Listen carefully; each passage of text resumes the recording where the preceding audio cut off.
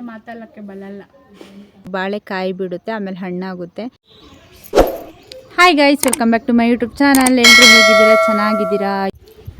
ಇವತ್ತು 2.5 ತಿಂಗಳಿಂದು ಇಂಜೆಕ್ಷನ್ ಇದೆ. ಹಾಗಾಗಿ ನಾನು ನಮ್ಮ ಅಕ್ಕ ಹೊರಟಿದ್ದೀವಿ.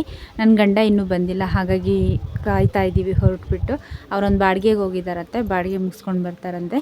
ಹಾಗಾಗಿ ಹೊರಟ್ಕೊಂಡು ನಿಂತ್ಕೊಂಡಿದ್ದೀವಿ. ಪಾಪುನು ಹೊರಡಿಸಿ ಮಲಗಿಸಿದ್ದೀನಿ. ಲಾಸ್ಟ್ ಟೈಮ್ 1.5 ತಿಂಗಳಲ್ಲಿ 3 ಇಂಜೆಕ್ಷನ್ ಇತ್ತು. ಸ್ವಲ್ಪ ಹತ್ತಿದ್ಲು. ಇವತ್ತೇನು ಮಾಡ್ತಾಳೋ ಗೊತ್ತಿಲ್ಲ. ಇಲ್ಲೇ ಗೌರ್ಮೆಂಟ್ ಹಾಸ್ಪಿಟ್ಲಲ್ಲಿ ಹಾಕ್ಸೋದು ನಾವು. 1.5 ತಿಂಗಳಿಗೆ ಹಾಕ್ಸಿದ್ವಿ. 2.5 ತಿಂಗಳಿಗೂ ಇವಾಗ ಇದೆ. 1.5 ತಿಂಗಳಿಗೆ 3 ಇಂಜೆಕ್ಷನ್ ಇತ್ತು. ಇವತ್ತು ಎಷ್ಟಿದೆ ಗೊತ್ತಿಲ್ಲ, ನನ್ನ ಪ್ರಕಾರ 2 ಇರ್ಬೋದು. ಇನ್ನು 3.5 ತಿಂಗಳಿಗೆ ಮತ್ತೆ 3 ಇದೆಯಂತೆ, ಬಿಟ್ಟಿದೆ ಅಂತ. ಸಖತ್ತಾಗಿದೆ ಮಾತ್ರ ಇದು. ಕಮಲ ಅಂತೀವಿ ನಾವು, ಕಮಲ ಹೂವೇ ಇದು.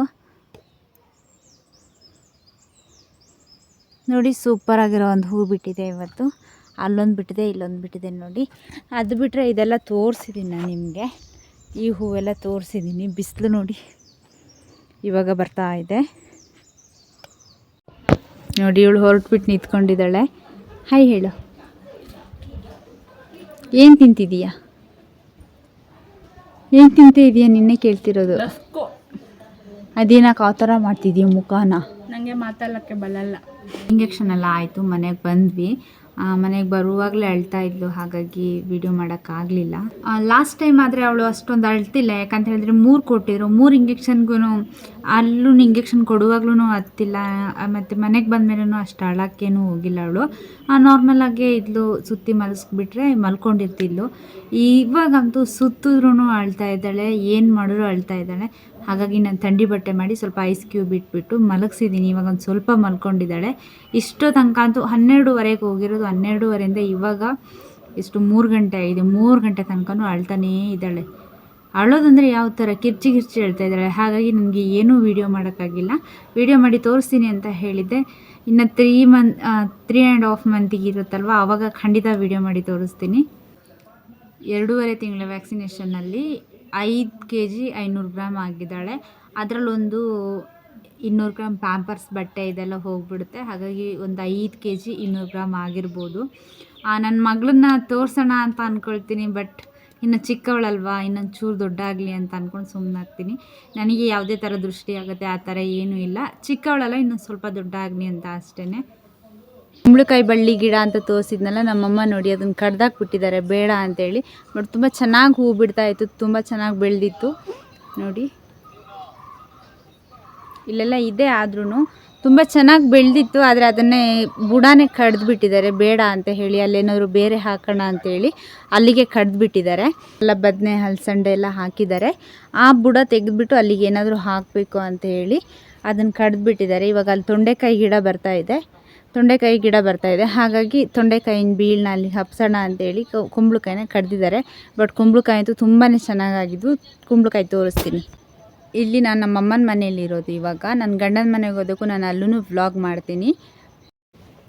ಕಾಶಿ ಹಲ್ವಾ ಮಾಡೋಕ್ಕಂತೂ ತುಂಬಾ ಚೆನ್ನಾಗಾಗುತ್ತೆ. ನನಗಂತೂ ತುಂಬಾ ಇಷ್ಟ. ಹಾಗಾಗಿ ನನ್ನ ಮನೆಗೆ ಹೋಗುವಾಗ ಇದನ್ನು ತೊಗೊಂಡು ಹೋಗ್ತೀನಿ. ಅಲ್ಲಿ ರೆಸಿಪಿ ತೋರಿಸ್ತೀನಿ ನಿಮಗೆ. ಫ್ರೆಂಡ್ಸ್, ತುಂಬ ಆಗಿದ್ದಾವೆ, ಇನ್ನು ಅದನ್ನೆಲ್ಲ ತೆಗೆದಿಡಬೇಕು.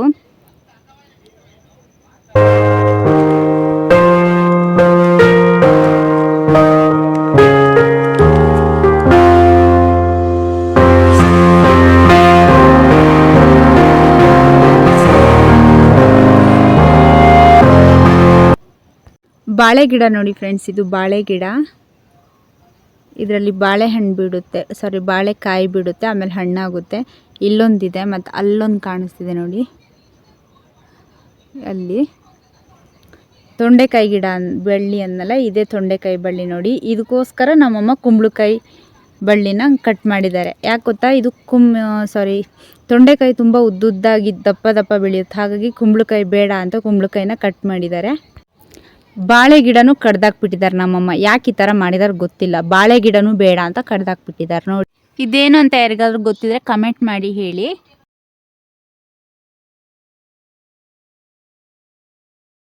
ಹಾಗೆ ಅದೇ ದಿನ ಸಂಜೆ ಮೀನು ಗಾಡಿನೂ ಬಂದಿತ್ತು. ಬೂತಾಯಿ ಮತ್ತು ಬಂಗಡೆ ಮೀನೆಲ್ಲ ತೊಗೊಂಡು ಕ್ಲೀನ್ ಮಾಡಿಬಿಟ್ಟು ಸಾಂಬಾರು ಮಾಡಿ ಊಟ ಮಾಡಿ. ಪಾಪುನು ತುಂಬ ಅಳ್ತಾಯಿದ್ಲು. ಹಾಗಾಗಿ ನಾವು ಈ ವಿಡಿಯೋನ ಇಲ್ಲಿಗೆ ಎಂಡ್ ಮಾಡಿದೆ. ನನ್ನ ಚಾನಲ್ನ ಪ್ಲೀಸ್ ಸಬ್ಸ್ಕ್ರೈಬ್ ಮಾಡ್ಕೊಳ್ಳಿ, ಹಾಗೆ ಲೈಕ್ ಮಾಡ್ಕೊಳ್ಳಿ, ಹಾಗೆ ಶೇರ್ ಮಾಡಿ, ಕಮೆಂಟ್ ಮಾಡಿ ಅಂತ ಕೇಳ್ತಾ ಇದ್ದೀನಿ. ಯಾಕಂತ ಹೇಳಿದರೆ ನಾನು ಹೊಸಬ್ಳು ಯೂಟ್ಯೂಬ್ಗೆ. ನನಗೂ ತುಂಬ ದಿನದಿಂದ ಯೂಟ್ಯೂಬಲ್ಲಿ ವೀಡಿಯೋಸ್ ಮಾಡಬೇಕು ಅಂತ ಆಸೆ ಇತ್ತು. ಬಟ್ ನಮಗೆಲ್ಲ ಯಾರು ಸಪೋರ್ಟ್ ಮಾಡ್ತಾರೆ ಅಂತಲೂ ಅಂದ್ಕೊಳ್ತಾ ಇದ್ದೆ. ಬಟ್ ನೀವು ಸಪೋರ್ಟ್ ಮಾಡ್ತೀರಾ ಅಂತ ಅಂದ್ಕೊಳ್ತಾ ಯೂಟ್ಯೂಬ್ನ ಸ್ಟಾರ್ಟ್ ಮಾಡಿದ್ದೀನಿ. ಪ್ಲೀಸ್ ನನ್ನ ವೀಡಿಯೋಸ್ ಇಷ್ಟ ಆದರೆ ಲೈಕ್ ಆ್ಯಂಡ್ ಶೇರ್ ಸಬ್ಸ್ಕ್ರೈಬ್ ಮಾಡೋದನ್ನು ಅಂತೂ ಖಂಡಿತವಾಗ್ಲೂ ಮರಿಬೇಡಿ ಅಂತ ಹೇಳ್ತಾ ಈ ವಿಡಿಯೋನ ಇಲ್ಲಿಗೆ ಎಂಡ್ ಮಾಡ್ತಾಯಿದ್ದೀನಿ.